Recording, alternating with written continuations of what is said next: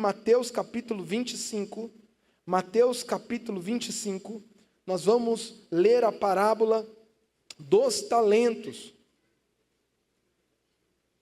E eu nunca compartilhei, apesar de ser uma parábola muito citada o tempo todo em diversas mensagens, nunca fizemos uma exposição desse texto, e eu gostaria hoje de mergulhar nesse texto, verso a verso, juntamente com a igreja, e ensinar um dos princípios mais poderosos para compreender a mente de Deus em como Ele lida com os recursos, em como Deus lida com o dinheiro e com tudo nessa terra, na verdade. E o dinheiro está incluso. Por isso que esta mensagem não é sobre dinheiro somente. Esta mensagem não é sobre recursos materiais. Pode ligar todas as luzes, tá bom? Do auditório, para ajudar as pessoas na leitura. Esta mensagem é sobre entender a forma de Deus lidar com as coisas deste mundo, com tudo neste mundo. Então, eu quero ler com você Mateus capítulo 25, verso 14 em diante, diz o seguinte: E também será como um homem que ao sair de viagem, chamou seus servos e confiou-lhe os seus bens. Faz um favor, Maiara, pega meu notebook lá, por gentileza. Confiou os seus bens.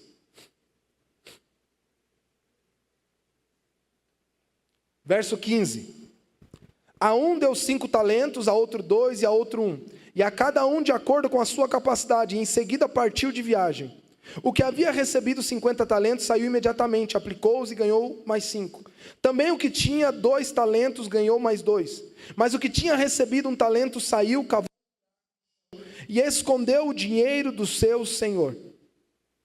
Depois de muito tempo, o senhor daqueles servos voltou e acertou contas com eles. E o que tinha recebido 5 talentos trouxe os outros 5 e disse: O senhor me confiou 5 talentos, veja, eu ganhei mais 5. O senhor respondeu: Muito bem, servo bom e fiel. Você foi fiel no pouco e o porei sobre o muito.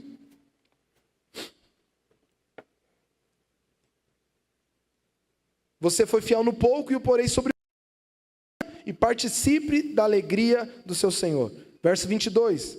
Veio também o que tinha recebido 2 talentos e disse: O senhor me confiou 2 talentos, veja, eu ganhei mais 2. O senhor respondeu: Muito bem, servo bom e fiel. Você foi fiel no pouco e eu porei sobre muito. Venha e participe do gozo ou da alegria do seu senhor. Verso 24. Por fim, veio o que tinha recebido 1 talento e disse: Eu sabia que o senhor é um homem severo, que colhe onde não plantou e junta onde não semeou. Por isso tive medo, saí e escondi o seu talento no chão.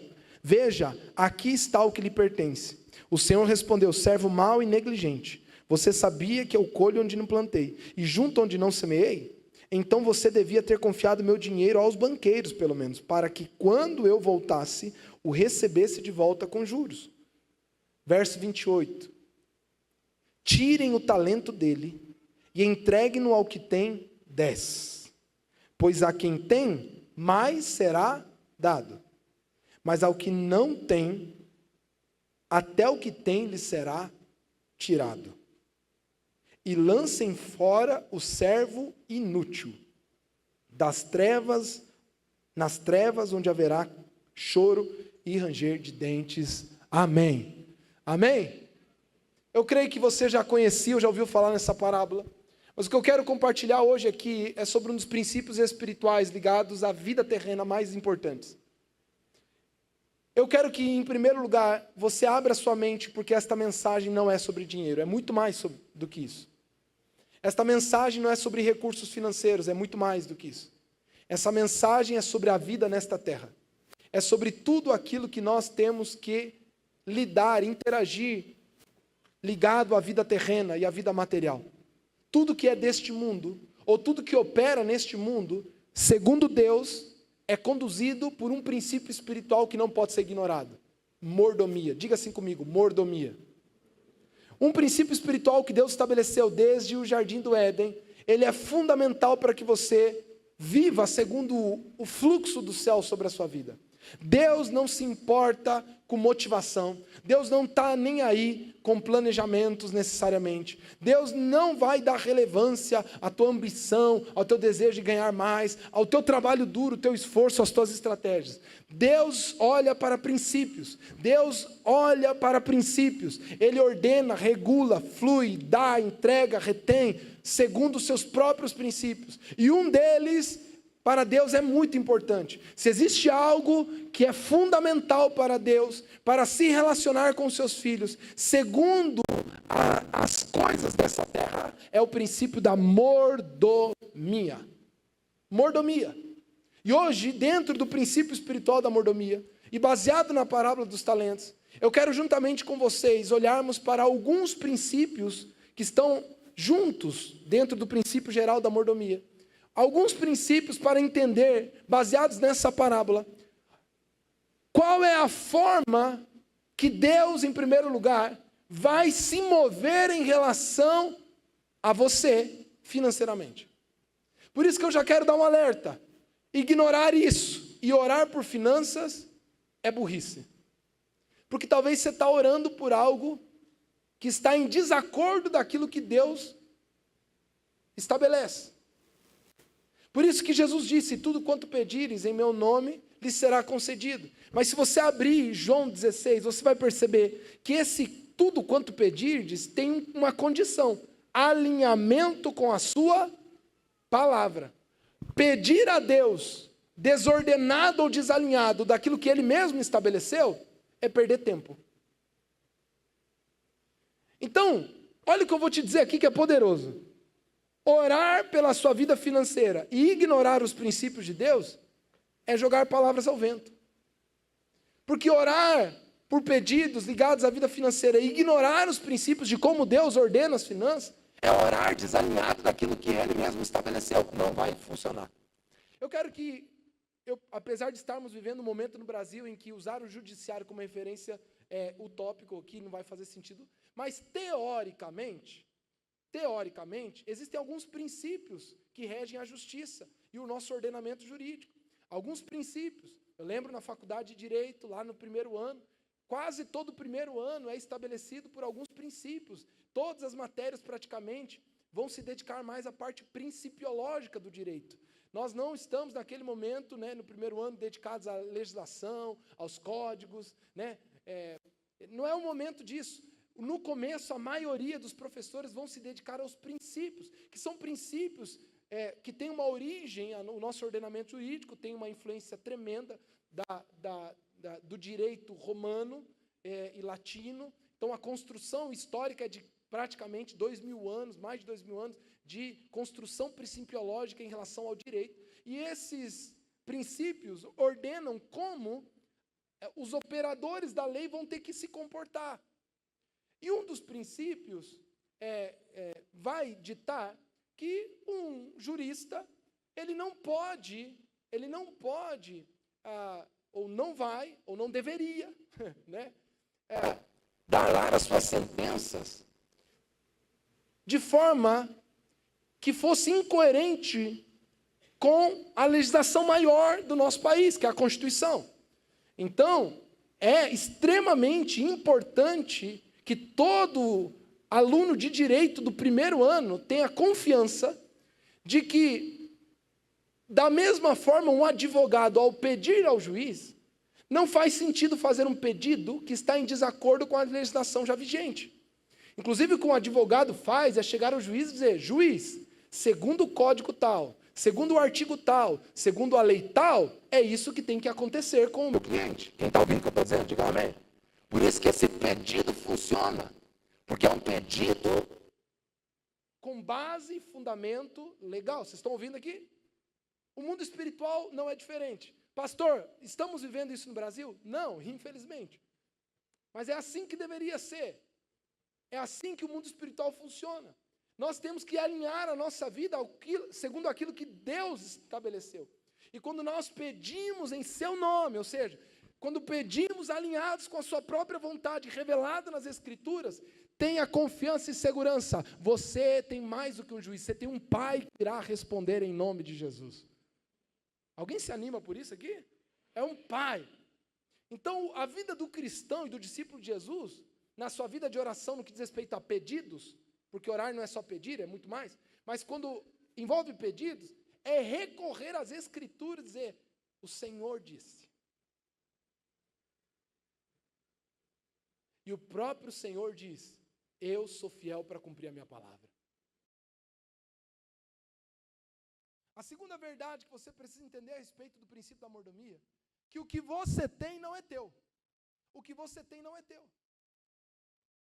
O que você tem te foi confiado. A tua capacidade física, cardiológica, biológica, fisiológica não é tua. A Bíblia diz em Atos 17, que ele, ou por ele, nós respiramos, nos movemos e existimos. Nem isso você é capaz de controlar. Tiago diz, quantos de vocês são capazes de acrescentar um dia à sua vida? Quantos aqui conseguem garantir que amanhã estarão vivos? Irmão, você não tem controle de nada. O que você tem vem de Deus. O teu respirar vem de Deus, a tua capacidade motora vem de Deus, a tua consciência vem de Deus. Talvez há aqui pessoas que sabem de pessoas, ou conhecem casos de pessoas, que de uma hora para outra, inesperada, sucumbiram fisicamente de algo que ninguém imaginava. Estava bem num dia, no outro estava definhando. Num dia estava saudável, no outro surgiu uma doença imprevisível. Você não tem controle de nada, irmão. Ninguém aqui pode dizer, não, meu corpo é meu corpo, minhas regras. Espera, olha, Deus dá uma viradinha de chave lá, você já paga. Nós não temos esse controle. Não está nas nossas mãos. Eu tenho um amigo, era um colega, na verdade, de escola, foi amigo até a 8ª série. Nós estudamos na 6ª, 7ª e 8ª série, se eu não me engano, lá no Colégio Eleodoro, em Cascavel. A gente chamava ele de índio, o índio. E um dia, anos depois, eu encontro um amigo daquela roda, e a gente batendo papo, cara, quanto tempo, né? E aí, foi para a faculdade, o que vocês fizeram e tal. E aí, uma hora a conversa foi para aquilo que é normal, quando você encontra velhos amigos. E aí, e o fulano, e o ciclano, como é que tá, para onde foi? Aí, ele seguiu naquele ciclo de amizade, eu não. Aí ele contou, não, fulano casou, cara, mudou para o Mato Grosso. Aí esse aqui virou engenheiro, está trabalhando aqui. Aí eu falei, e o índio? O índio morreu. Eu falei, meu Deus, o índio morreu. Mas, cara, o que aconteceu tão jovem? Foi doença? Foi morte morrida, morte matada? E ele falou, você não vai acreditar, cara. O índio tinha uma moto, e ele estava sentado na frente da casa dele com os amigos, e algumas pessoas que têm moto fazem isso, que é, estacionam ela com um pezinho, né, e sentam nela, né, sentam de lado assim. Vocês já viram isso? Né? Sentam de lado para conversar enquanto a moto está estacionada. E ele não sabe explicar, não sabe como, o pezinho escorregou, a moto virou para o outro lado, para o lado contrário, em que o índio não tinha controle dos pés, e ele não conseguiu se controlar, caiu de costas, bateu a nuca no meio-fio e morreu. Assim, do nada. Estava saudável, era jovem, não há controle nenhum. O que nós temos, tudo que nós temos, nosso corpo, a nossa capacidade cognitiva, a nossa fisiologia, a nossa capacidade motora. Irmão, se você não fosse Deus, você não ia trabalhar amanhã, não tem jeito. Você depende integralmente dele. Mas mais do que o corpo, a saúde física, agora eu quero ir além. Os recursos que passam pela sua mão vêm de Deus. A palavra de Deus diz que é o Senhor que nos dá a capacidade de adquirir riquezas. No Salmo, capítulo 24, verso 1, diz assim, ao Senhor pertence a terra e a tudo que nela existe. Irmãos, se algo chega em nossas mãos naquele dia do mês, se o Pix cai, se a conta muda de número, você precisa lembrar, Deus me confiou um recurso. Veio dele. Eu que trabalhei. Irmão, se não fosse Deus, você não trabalhava. Se não fosse Deus, você nem respirava. A Bíblia é que nos garante que é Ele que nos sustenta, Ele nos move, Ele nos dá. Deus é o Deus da provisão, Ele é o gestor de fluxo financeiro. Ele que determina os cursos dos rios, diz a palavra de Deus. Quanto mais o curso financeiro nas contas bancárias. É o Senhor que nos permite ganhar. Se você tem, Deus confiou. Essa é a segunda coisa que você precisa entender. Até o que eu tenho não é meu, me foi confiado. Me foi confiado. E quando nós entendemos isso, nós precisamos mudar a pergunta. Não é sobre o quanto eu tenho, a pergunta é o que é que Deus espera que eu faça com isso. Senhor, o que eu faço?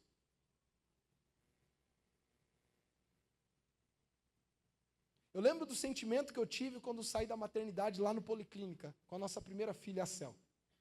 Sabe, para quem é pai fresco, vai ter essa memória mais aquecida. E fresco que eu digo, recente, né? Alguns já pensaram outra coisa, tá? Para quem é pai mais recentezinho, vai lembrar. Eu lembro como se fosse hoje. A Maiara, num susto lá, vai para o parto, o médico faz o parto, e eu acompanho tudo, gravo todo o parto da Cel, tenho filmado, a Cel vem ao mundo, e dá aquela alegria, aquele sentimento esquisito, ao mesmo tempo de preocupação, mas a gente vai para o quarto, e no quarto, uma equipe maravilhosa de enfermeiras, passando a cada 5 minutos, e as enfermeiras me ensinaram a fazer o primeiro banho, a como fazer o canudinho. Inclusive, eu sou o melhor montador de canudinho de recém-nascido, viu? Eu monto o canudinho assim, o bebê fica presinho assim, aconchegante. Eu fiquei mestre em montar canudinho que a enfermeira me ensinou. Cadê os homens? Sabe montar canudinho aí? Sabe fazer o canudinho? Hein? Ih, só 2 aí. Charutinho. Eu sei fazer, não sei falar. Charutinho. E aí, William, sabe fazer o charutinho? Tem que fazer. Daqui a pouco vai fazer. E aí eu fazia lá o charutinho, lá, montava a Celzinha. Irmãos, 2 dias lá, né? Enfermeiras vindo e fazendo, e eu acompanhando, e elas me orientando e tal. De repente, chegou o dia, vamos dar alta. Eu falei, ai, glória a Deus, que coisa boa e tal. E a gente foi andando. Aí, Maiara, sobe aqui na cadeira para você não fazer muito esforço. Fez um parto agora, e a Maiara subiu na cadeira de rodas, né? E eu carregando bolsa e tudo mais, aquelas coisas todas, e uma enfermeira carregando a Maiara, e o neném no colo da Maiara. E aí, chegamos na porta do Policlínica, a porta abriu.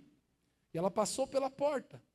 E eu tinha pegado o carro, coloquei o carro, e quando olho a enfermeira, a Maiara já estava de pé, ficando de pé com a Cel no colo, a enfermeira retirando a cadeira de roda e voltando. Eu falei, calma. Onde você vai? Quase que eu perguntei. Você não vai junto com a gente, não?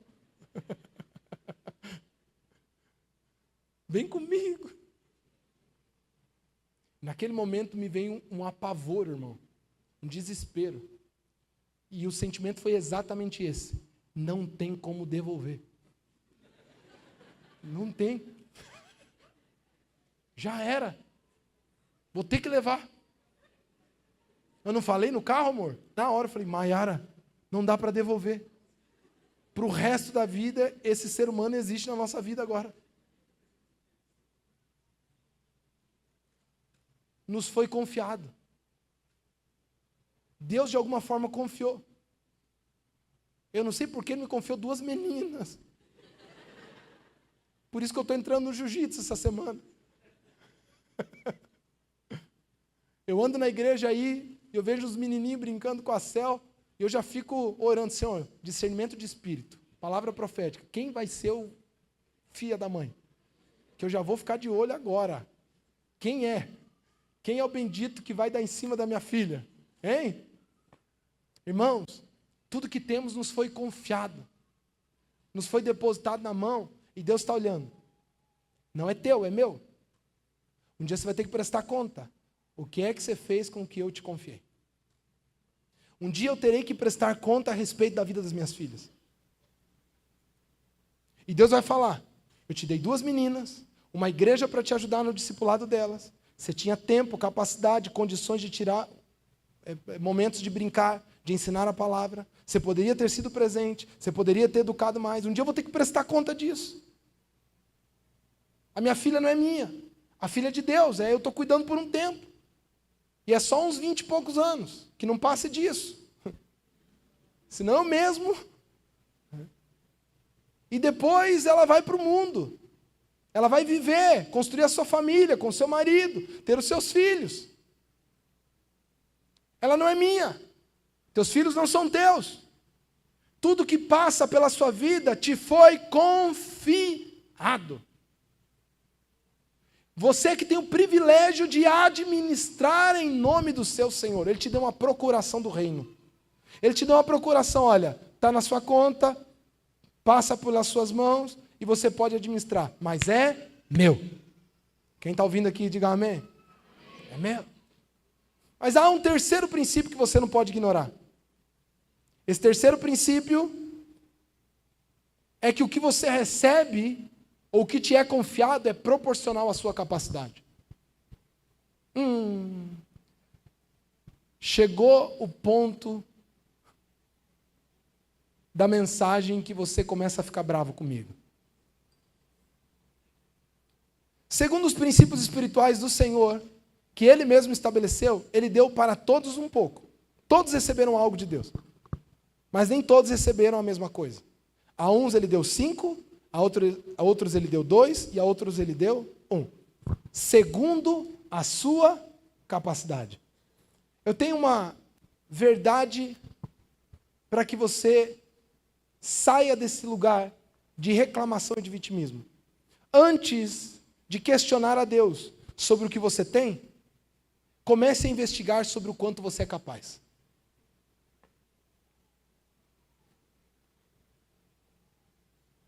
Uhul. Vamos lá. Cada um aqui, acredito eu, raras exceções, recebem algo monetário neste mundo, talvez mensal. E a pergunta, antes de questionar, por que tão pouco? Faça uma outra pergunta: o quanto eu sou capaz?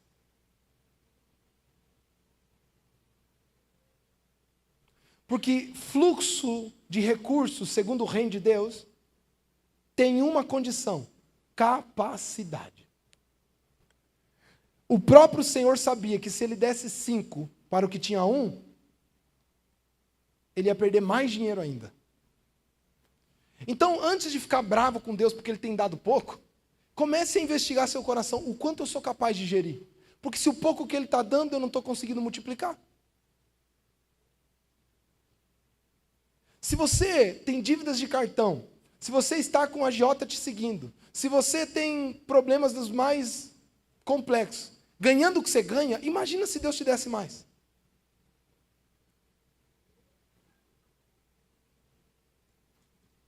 Não tem um glória a Deus. Cadê os irmãos? Cadê?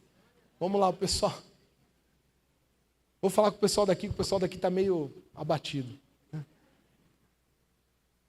Vamos lá. Se 10 vezes mais do que você ganha hoje passasse a cair na sua conta a partir do mês que vem, você sabe fazer? Sério? Sabe? Tem certeza? Como é que eu sei, pastor? Vou saber? Nunca tive? É só ver o que é que você tem hoje. A forma como você lida com 1000 é a forma como você vai lidar com 1.000.000. O caráter vai ser o mesmo, os princípios serão os mesmos, o coração vai ser o mesmo, a ambição vai ser a mesma, a avareza vai ser a mesma, a ganância vai ser a mesma, a irresponsabilidade vai ser a mesma. Se você não é responsável com 1.000, não será com 1.000.000. Porque cada um recebe segundo a sua capacidade. Quando você quer aumentar o fluxo do céu, não aumente o pedido, aumente a capacidade. Por isso que eu não quero desencorajar a oração, mas eu quero te encorajar muito mais a capacitação. Sabe, antes de orar, ore sempre. Orar nunca é demais. Ore pela sua vida financeira, ore por provisão, mas posso te dar um conselho? Ao sair da oração, levante-se e pense, como é que eu posso melhorar? O que é que eu tenho que aprender que eu não sei? O que é que eu preciso aprender que eu não sei? Como é que eu posso melhorar? Como é que eu posso aumentar minha capacidade? Se eu estou num trabalho que eu acho que paga mal, como é que você pode agregar mais valor para aquele lugar? Como é que você pode dar a sensação para quem te contrata, dizer, o fulano é indispensável, o fulano mudou a realidade do nosso negócio, o fulano agrega mais, o fulano tem mais capacidades, porque o fulano tem mais capacidades, vem aqui fulano, eu quero te dar mais recursos. Quantos estão entendendo aqui? Diga amém. A forma mais fácil de ser promovido, irmão, é se tornando indispensável. É se tornando alguém que faz sentido naquele lugar, que agrega, que, irmãos, aumente a sua capacidade. Você não vai encontrar nessa igreja uma igreja que vai te ensinar prosperidade feiticeira. Prosperidade em que você dá a Deus e Ele vai te dar, que você ora e que... Não, irmãos, aqui você vai ensinar princípios bíblicos da palavra de Deus para prosperar. Quer prosperar? Aumente sua capacidade, trabalhe melhor, organize-se melhor, chegue antes, saia depois, agregue valor, traga soluções, dê ideias. Quantos estão ouvindo o que eu estou dizendo aqui?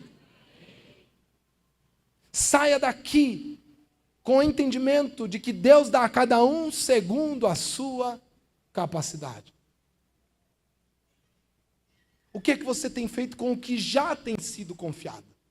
Se com o que já tem sido confiado a administração é ruim, se com o que já tem sido confiado a provisão e a multiplicação não acontece, se com o que já tem sido confiado a conta nunca bate, irmão, não vai bater se te der mais. Inclusive alguns aqui podem ser testemunhas que recursos chegaram na sua mão sem você estar pronto, e da mesma forma que eles chegaram, eles foram embora, ou até pior. Com a velocidade que vieram, foram. Porque você não estava pronto. Porque não havia capacidade. Por isso eu quero, inclusive, que você mate a inveja do seu coração. Pare de olhar para os outros dizendo, Deus tem sido melhor com ele do que comigo. Tem algo que você não está vendo. Que é, ele tem sido mais capaz do que você. E ao invés de ficar consternado pelo quanto que o outro tem, que você não tem, comece a ser autorresponsável e olhar para a sua capacidade que você não tem. Uhul. A irmã quase deu um glória lá do fundo, lá, quase soltou um glória a Deus. Hein? Mas em quarto lugar, porque eu tenho que orar hoje, haverá um encontro de prestação de contas. Você não pode fugir dessa verdade, irmãos. Chegará um dia em que todos nós prestaremos conta. O que é que você fez com o que eu te dei? Chegará um dia em que todos nós estaremos diante do justo juiz. E teremos que dar uma resposta a essa pergunta. O que é que você fez com o que te foi confiado? Todos nós teremos que olhar para a nossa vida. Sabe, irmãos, o princípio da mordomia, ele não conclui-se ou não termina na morte. Pelo contrário, é na morte que ele se consolida. Porque é lá que nós teremos o resultado de tudo. É diante do Senhor em que nós teremos que encará-lo e dizer o que é que eu fiz com aquilo que ele me confiou. Prosperidade bíblica sempre caminha com responsabilidade eterna. Prosperidade que vem do céu, vem para as mãos daqueles que olham para o dinheiro como algo que vai além desta terra. Pastor, de onde você tirou isso? Jesus conta uma parábola em Lucas, chamada a parábola do administrador astuto. E eu não vou contar toda ela aqui, mas Deus estabelece um princípio.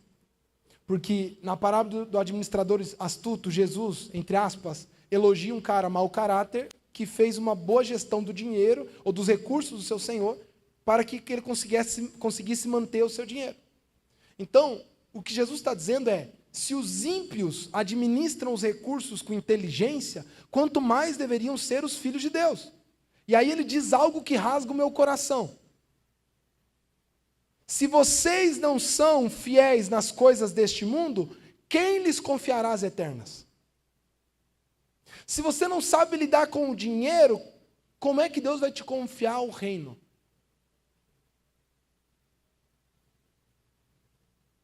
Isso é de cortar o coração, irmãos. Porque há pessoas aqui que têm chamado de Deus. Tem coisas no seu coração queimando. Deus quer usar a sua vida. Você tem sonhos, planos, visões, projetos. Teu coração é sincero, você é honesto. Você é alguém que genuinamente quer viver algo grande, lindo com Deus. Amém? Mas você tem reprobado no teste da mordomia. Porque se você não consegue ser fiel nas coisas dessa terra, quem lhes confiará as eternas, diz o Senhor. Por isso que nós precisamos saber, haverá um dia em que nós prestaremos conta. Mas aí vem o quinto princípio.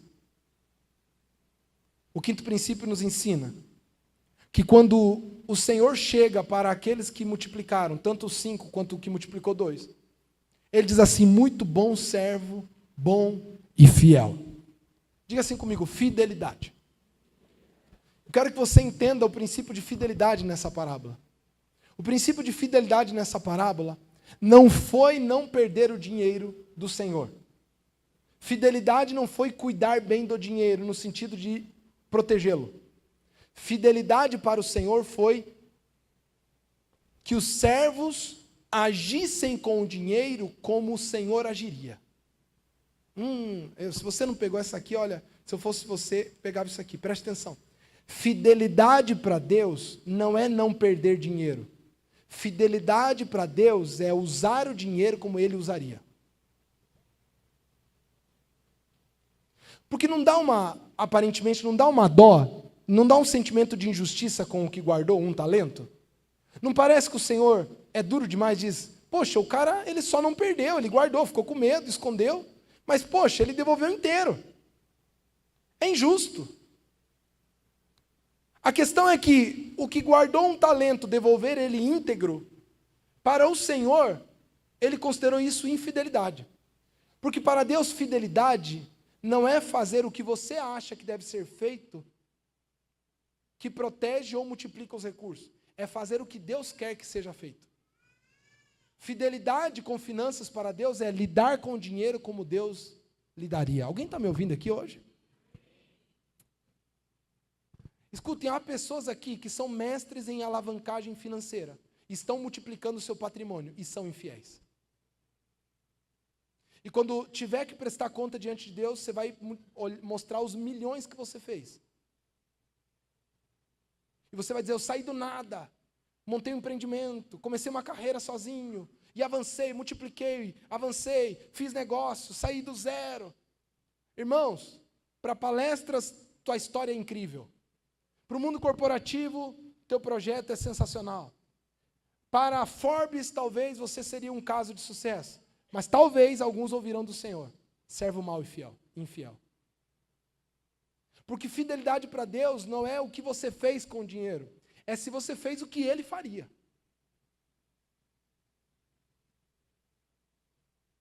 Entender isso muda tudo, irmãos. Entender isso é alinhar o seu coração à forma como Deus lida com os recursos. E aí, pastor, o que isso quer dizer, irmãos? Você e eu precisamos entender que o nosso agir não é sobre não errar, sobre ter orçamento, sobre cumprir a métrica correta da distribuição orçamentária e sobrar todo dia um dinheirinho no mês, guardar, ter poupança. É muito mais do que isso. A mentalidade de um discípulo de Deus deveria ser: como é que Deus agiria com este recurso?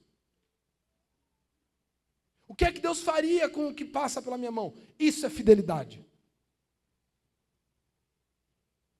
Tem pessoas aqui pragmáticas, diligentes e organizadas que estão sendo infiéis.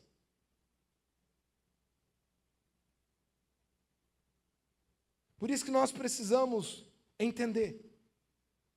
1 Coríntios capítulo 4, verso 2 diz: agora, o que se requer dos dispenseiros, ou seja, dos mordomos, é que cada um seja encontrado fiel. Que cada um cuide do que é de Deus, como o próprio Deus administraria. Vamos lá. Eu preciso insistir nesse princípio. A palavra mordomia, ela tem uma origem latina, na etimologia, que é majordomo, que é o principal servo, ou servo principal. O mordomo era um servo de uma casa que ocupava o mesmo papel do que o Senhor quando o Senhor estava ausente. O melhor exemplo bíblico para isso quem é? Quem sabe? José. A Bíblia diz que Potifar confiou a José todos os seus bens, todos os seus recursos, toda a sua casa, a não ser a sua mulher. Fora a sua mulher, tudo José administraria no lugar dele. E o mordomo é alguém que toma decisões, que administra, não segundo o que acha melhor. O mordomo é alguém que consegue ocupar um lugar equivalente ao do Senhor. Quem está ouvindo o que eu estou dizendo, diga amém. Então a mentalidade de um mordomo é o tempo todo: o que é que meu Senhor faria? O que é que meu Senhor faria? 2 escravos brigaram, um bateu no outro, o outro pegou o pão do outro e o outro rasgou a cama do outro e um fugiu. A hora que o mordomo está diante dessa crise, ele tem que pensar no seu senhor e dizer, o que é que meu senhor faria? Isso torna o mordomo fiel. O mordomo fiel não é aquele que faz o que é melhor com o dinheiro. O mordomo fiel é o que faz o que Deus faria com os recursos. A forma de ser fiel diante de Deus é entender como Ele lidaria com aquilo que nos foi confiado. Mas em sexto lugar, e caminhando para um fim, nós entendemos o seguinte: fidelidade no pouco nos coloca no muito. Diga assim comigo, fidelidade no pouco nos coloca no muito. Irmãos, não ignore esse princípio de vida. E eu vou insistir de novo. Se hoje o que está em suas mãos é pouco, segundo os seus olhos, ou talvez seja pouco realmente, pare de perguntar por que é tão pouco. E comece a perguntar, quão fiel tenho sido com isso? Quão fiel eu tenho sido com o que me foi confiado? Se o pouco que Deus confiou, Ele não consegue ver que você está discernindo a forma do céu de lidar com esse dinheiro, não venho muito. Porque é a fidelidade do pouco que determina o fluxo do muito.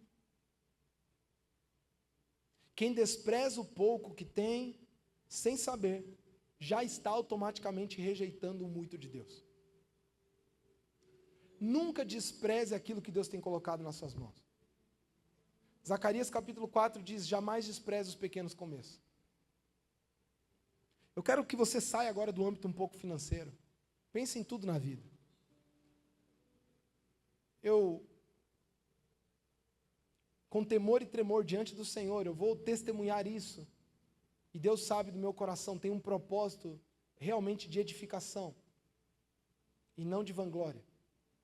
Mas hoje eu falava para a Maiara que eu não estou sabendo ainda, eu não estou acostumado ainda, não estou sabendo lidar com alguns comentários em relação à nossa igreja, que me alegra, mas ao mesmo tempo surpreende. Eu estava em São Paulo com pastores do Brasil inteiro, e alguns que eu conheço há um tempo e que nos acompanham à distância, hoje pela internet, né, assistem cultos, veem Instagram, e acabam acompanhando muitas coisas, principalmente porque nós somos uma igreja bem posicionada na internet, ativa, né, está caminhando de uma forma de alcançar essas pessoas. E eu fiquei em choque nesses dias que eu estive lá, porque todas as vezes que eu encontrava um pastor amigo de várias partes do Brasil, eles chegavam, um pastor do Recife, falou assim, Rona, vem aqui, o que está acontecendo, cara? O que vocês estão fazendo? Que mover é esse, cara? Glória a Deus. Que doideira é essa? Eu falei, cara, como assim? Meu Deus, é incrível. Que estrutura incrível que Deus presenteou vocês, que igreja linda. Que lugar poderoso, que... Aí o Bruno é bem, meio sanguíneo assim, eu falei, o Bruno é exagerado, está elogiando. Aí eu estou em um outro ambiente assim, vem um outro pastor de Goiânia, fala, Rona, eu queria aproveitar e louvar a Deus pela vida de vocês lá. O que vocês estão vivendo como igreja deve estar sendo sensacional. Que beleza, que excelência, que diligência, que zelo, dá para ver de longe, que é tudo muito bem cuidado, muito bem organizado, muito bonito. Falei, uau, obrigado, cara, glória a Deus. Eu fiquei assim, constrangido, assim, é esquisito, né? Aí eu estava numa roda, aí o Dênio chegou assim, ô Rona, vem aqui, fala aqui para eles aqui, qual o tamanho lá da igreja lá? Aí eu falei, não, é grande. Eu fiquei meio constrangido, assim, porque fica parecendo que você está assim, vai descendo. Eu falei, não, é bem grande lá, tá ruim de limpar, cara, você não imagina. Aí eu despistei, assim, nós não estamos conseguindo limpar, cara, só sei que é isso. Tá. Não, fala lá. Quanto... Aí ficaram insistindo, eu falei a metragem, falou, meu Deus, cara, são poucas igrejas no Brasil que conseguem ter esse privilégio. Falaram assim para mim. Eu falei, meu Deus, quando ele falou isso, poucas igrejas no Brasil que conseguem ter esse privilégio, eu senti um temor do Senhor. Mas quando a escassez tentou, o velho homem da escassez tentou ressuscitar, imediatamente o Espírito Santo já pisou no pescoço dele assim. E aí o Espírito Santo me lembrou. como vocês eram quando não tinham nada. Lembra?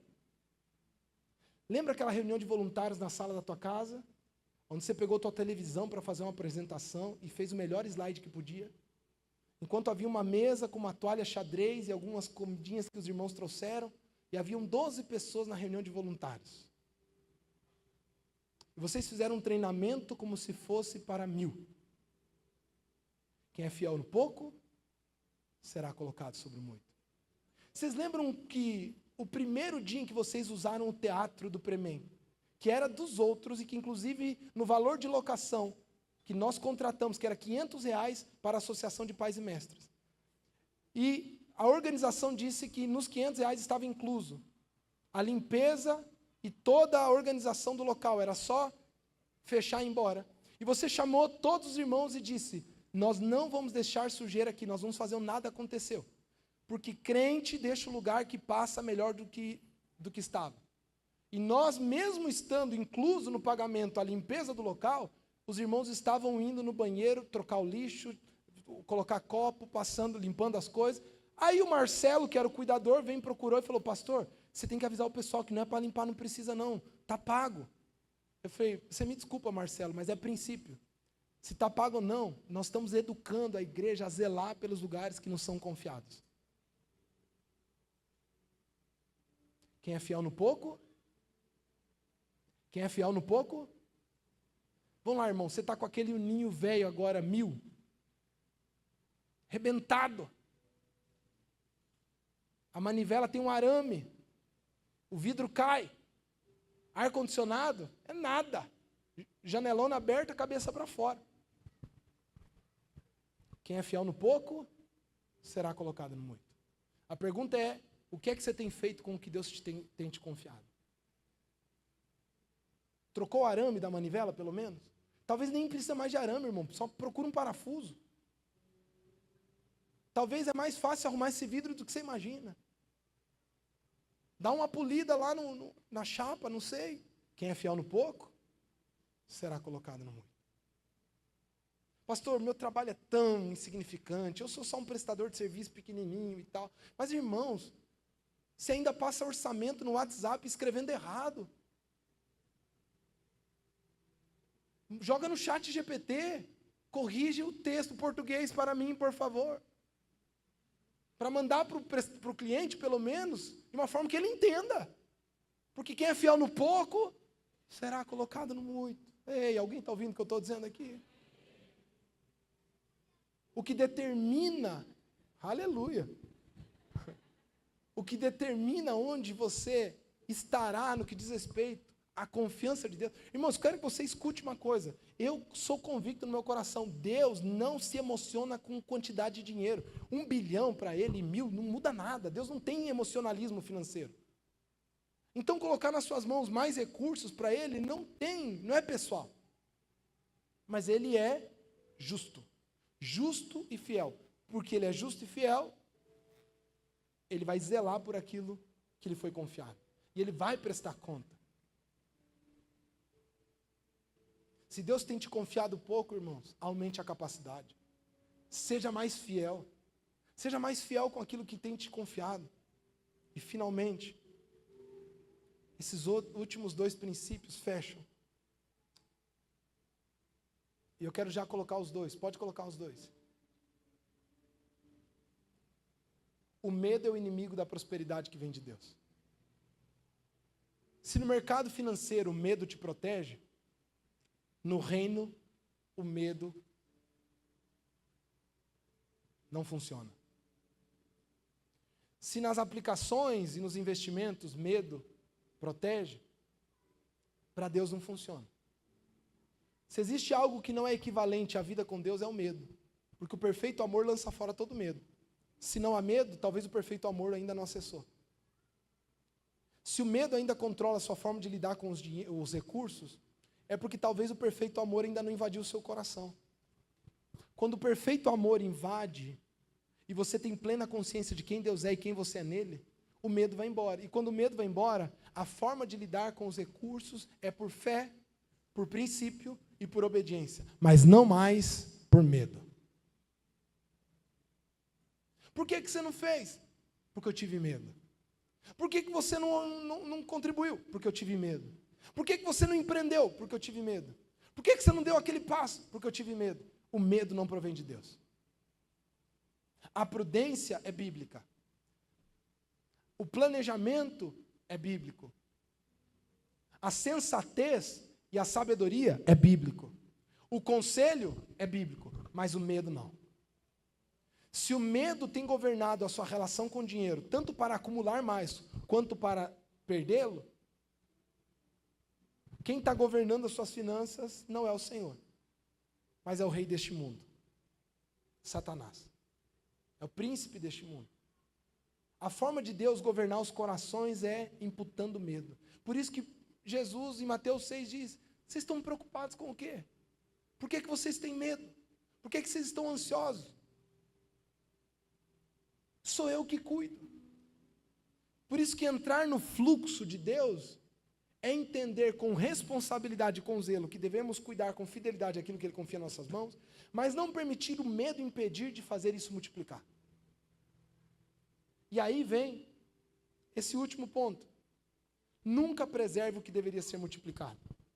O erro daquele servo foi reter o que deveria ter aplicado. Reter o que deveria ter dado. Escute o que eu quero que você entenda aqui, em nome de Jesus, segundo a palavra de Deus. Deus não está preocupado com o quanto você preservou, mas com o quanto você multiplicou. A pergunta financeira que Deus fará não é o quanto que você guardou de patrimônio, é o quanto você multiplicou espiritualmente através dos recursos que eu te dei. Porque o modus operandi de Deus é multiplicação e não retenção.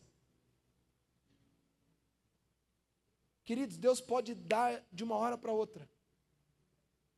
Mas o que Ele quer que nós entendamos é que o pouco nosso nas mãos dEle tem um propósito de abundância e multiplicação. Pastor, como é que eu multiplico meus recursos? Em duas instâncias, naturais e espirituais. Em primeiro lugar, naturais. Aprendendo a investir em pessoas mais do que em coisas. Todas as pessoas que escalaram seus negócios de forma saudável e abundante, entenderam que finanças, negócios, empreendimentos, é muito mais sobre gente do que sobre dinheiro. Então, se alguém aqui tem uma habilidade, escute uma coisa, irmãos, mude a sua mentalidade. Se você hoje é um prestador de serviço, tem uma profissão lá em que você comece a pensar como é que eu posso multiplicar o que Deus tem me dado. Como é que eu posso ensinar outro a fazer o que eu faço? Além de abençoar a vida dele, eu abençoo a minha, multiplico, eu expando e eu consigo. Sabe, eu conversava com uma pessoa com uma visão empreendedora muito saudável, alinhada ao princípio da multiplicação. E ele entendeu que reter não faria sentido. Ele poderia até manter o seu negócio, mas estava tudo concentrado nele. Ele preferiu, entre aspas, perder um pouquinho agora e ganhar lá na frente, mas distribuir com pessoas que poderiam alavancar aquilo lá, ensinando outros, multiplicando outras.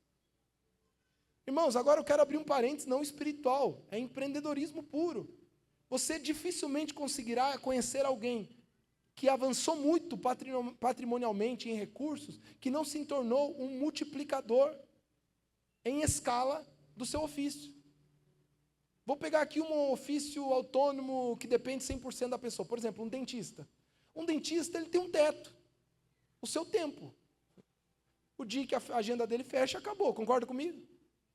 Mas qual é a forma dele multiplicar isso? Uma clínica. Ajudando outros dentistas. A talvez que não tem espaço, que não tem um lugar, que não tem um know-how, ou que estão começando agora, e multiplicar.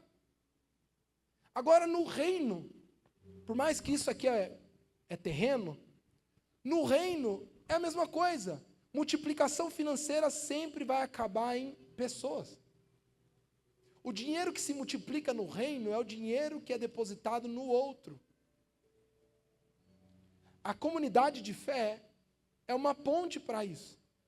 Sabe o que é maravilhoso? Alguns de vocês nem sabem por que estão colhendo muito, mas hoje esse vídeo te ajudou a lembrar. Os teus recursos têm semeado na vida de crianças e adultos e irmãos escassos lá na África, e Deus está te confiando mais. Hoje eu estou sendo instrumento de Deus. Mas não fui eu, só fiz um pix para a igreja, irmãos. Quando você contribui e a igreja administra com sabedoria e multiplica isso através da vida das crianças, dos jovens, das outras pessoas, a gente não fica falando para que você não seja persuadido a contribuir. Mas hoje na igreja existem famílias inteiras da igreja que estão sendo sustentadas pelas contribuições da igreja. Porque estão vivendo um momento atípico, um momento de crise de saúde, um momento em que estão incapazes. E a igreja pode contribuir. E talvez alguns de vocês não sabem, mas isso é semente, irmãos. Deus não deixa barato. Porque você entendeu o princípio da multiplicação, depositar em vidas. E esse fluxo, irmãos, não tem como reter, ele vem.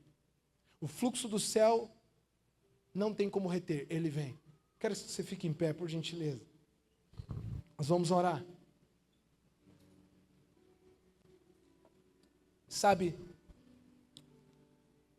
eu sabia que esta mensagem carregaria algumas características de ensino um pouco duras, porque são verdades que às vezes nos machucam. Eu sei que não é feliz para alguns dos que estão aqui saber que se Deus tem confiado pouco, talvez tua capacidade tenha sido pouca. Mas há duas formas de você lidar com essa informação: se vitimizando, chorando e ficando com pena de si mesmo, ou saindo daqui perguntando para o Senhor: como é que eu me torno mais capaz? Como é que eu melhoro a minha capacidade? Como é que eu melhoro a minha capacidade administrativa? Como é que eu melhoro o meu conhecimento? Como é que eu melhoro a minha habilidade com pessoas? Tem pessoas aqui que nunca prosperaram por causa do caráter social que ela tem, pela forma como ela é ruim de lidar com gente. Tem gente aqui com um dom, uma capacidade profissional incrível, mas ninguém te suporta. Todo lugar em que você entra, você se torna detestável, os relacionamentos não fluem. Talvez a palavra que Deus está te dando hoje não é financeira, é relacional. Você precisa melhorar a tua capacidade de lidar com gente, de ser mais tolerante, de ter mais habilidade emocional, de gerir as tuas relações melhor, de ser mais tolerante com as pessoas, ser mais paciente, de conversar mais, de se conectar mais. Quantos estão entendendo o que eu quero dizer aqui? Para outros é técnico, irmão. O que você precisa é melhorar tecnicamente. Você é ruim, vai fazer o quê? É ruim. E não tem milagre do Senhor, não. Você parou no tempo, faz 20 anos que você não estuda, não faz nada. Está todo mundo com IA agora, fazendo as coisas, e você está aí. Ah, mas é injusto. É. Aumente a sua capacidade. Aumente a sua capacidade. Mas para outros, Deus está tocando teu coração, porque você sabe que você não tem sido fiel. Deus tem te confiado provisão. Você conhece princípios espirituais como dízimo, generosidade, fidelidade, ofertas, primícias, e você não está sendo fiel. Por que é que Deus vai colocar mais para aqueles que não têm sido fiel? Não vai. E se você não é capaz de lidar com os 90% do que Ele te dá hoje, não será com esse que você tanto deseja. Você precisa aprender a lidar com o valor de hoje. Você precisa ser disciplinado com o que Deus te dá hoje. Você precisa ser organizado com o que Deus te dá hoje. Porque quem é fiel no pouco será colocado sobre o muito. Quantos estão entendendo que digam amém? Feche seus olhos, eu quero orar com você.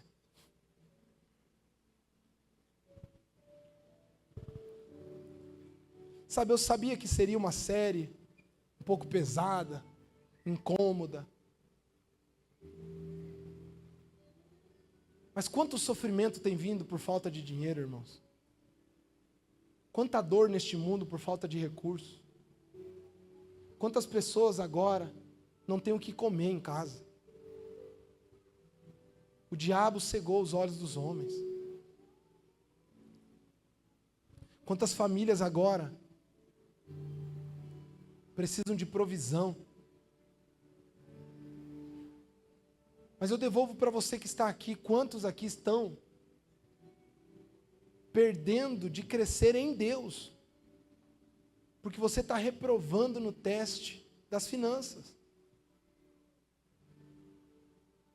Eu quero lembrar Se você não é fiel com as coisas deste mundo, quem lhes confiará as eternas? Deus nunca teve problema com riqueza. Deus não tem problema, você pode ser rico, você pode ser abastado financeiramente. Pelo contrário, Ele quer discípulos fiéis, prósperos. Mas a pergunta é, o que é que você tem feito com o que Ele tem te confiado? Esta mensagem não é de motivação, ela é de decisão.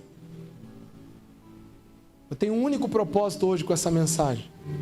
Que você saia daqui decidido a tratar com honra e devoção cada recurso que passar na sua mão. Trate com zelo, lembrando que isso é espiritual. Não é R$1.000, não é R$2.000, não é R$10.000, não é R$15.000, R$20.000, é mais do que isso. É confiança espiritual de Deus nas suas mãos. O que é que você tem feito com o que Ele tem te confiado? O que é que você tem feito? Pai, em nome de Jesus, liberta-nos. Liberta-nos da avareza, da ganância, da indisciplina. Liberta-nos da irresponsabilidade. Liberta-nos de tratar o dinheiro como Deus em nossos corações. Liberta-nos em olhar mais para o nosso umbigo do que para o seu reino. Liberta-nos de sermos infiéis. Ajuda-nos a tratar com zelo aquilo que o Senhor já nos confiou, para que o fluxo do céu aumente sobre os filhos de Deus. Que nunca nos falte. Mas mais do que a provisão de cada dia, Senhor, se for da sua vontade, confia-nos administrar os recursos do céu. Confia a nós, Senhor, a administrar os recursos do céu. Pai, como igreja, em nome de Jesus, eu sei que o Senhor falou que um dia muitos seriam abençoados e sustentados por aquilo que passaria pelas nossas mãos. Por isso eu te peço, aumenta a nossa capacidade. Aumenta a nossa capacidade. Aumenta a nossa capacidade de abençoar missionários, de plantar igrejas. Aumenta a nossa capacidade de ajudar o pobre, o órfão, a viúva. Aumenta a nossa capacidade. Aumenta a nossa capacidade administrativa, a inteligência, o zelo. Aumenta a nossa capacidade. Porque os valores monetários são apenas um reflexo do nosso coração. Que quando olharmos para as contas bancárias, nunca esqueçamos de qual é o real estado do nosso coração, que é o que mais importa. Eu te peço em nome de Jesus, se você puder levantar uma ou duas mãos, aonde houver aqui agora, Senhor, um homem e uma mulher decididos a ser fiéis, assim como na minha vida e na vida de vários homens de Deus que eu já ouvi testemunhos, há alguém agora tomando uma decisão. Eu sinto no meu espírito que há pessoas que fizeram um compromisso aqui e fizeram um voto no seu coração de passarem a ser fiéis. E nesse voto, você estabeleceu ajudar uma obra missionária específica. Se Deus correspondesse com alguns propósitos que você tem. Eu quero, neste momento, como um homem de Deus, pelo Espírito Santo, dizer que Deus está te respondendo agora. Considere feito. Não se preocupe com o que vem, preocupe com o que já tem. Tão pouco seja, ou basta ser fiel. Deus está falando com você agora. Só seja fiel, só. Seja fiel. Há alguém aqui orando desesperadamente por uma incapacidade de pagar uma dívida, ou algumas delas, mas é um montante de dívida. E eu sinto do Espírito Santo dizer, matematicamente você não vai ver forma de isso acontecer e não tem como. Haverá um milagre, haverá algo que sai da sua capacidade. Mas o teste para isso é o que é que você tem feito com o que você tem. Eu sinto no meu coração que hoje algumas decisões estão sendo seladas. Eu tenho uma outra palavra aqui. Há um ministério retido, há um chamado que não flui. Há um chamado de Deus na vida de algumas pessoas aqui, ou de alguém específico, que está travado, não flui, você não avança. Você tem promessas e palavras proféticas de Deus na sua vida. Você tem promessas do Senhor sobre a sua vida. E Deus está usando a minha boca para te dizer: você está olhando para o espiritual e está esquecendo do material. Eu também estou te medindo através disso. A tua decisão hoje é sair daqui e dizer: Senhor, que eu me torne fiel no material, para que o Senhor me confie o espiritual.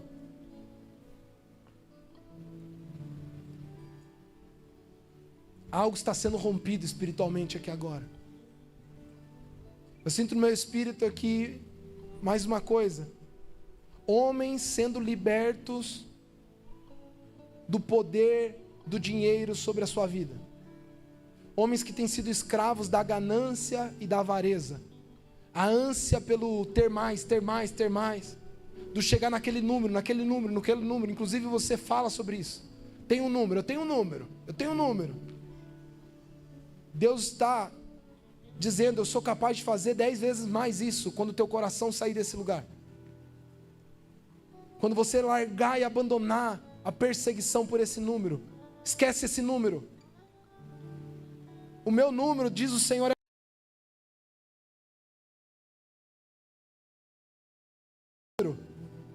E quando o teu coração for curado, quando o teu coração for totalmente liberto, prepare. Deus está dizendo: eu posso confiar em você. Pai, em nome de Jesus, sela agora destinos. Sela alianças e votos e posicionamentos agora. Mas o que nós estamos orando por esses 40 dias é de uma igreja liberta financeiramente. Nós não seremos escravos de mamon. Nós não seremos escravos do dinheiro.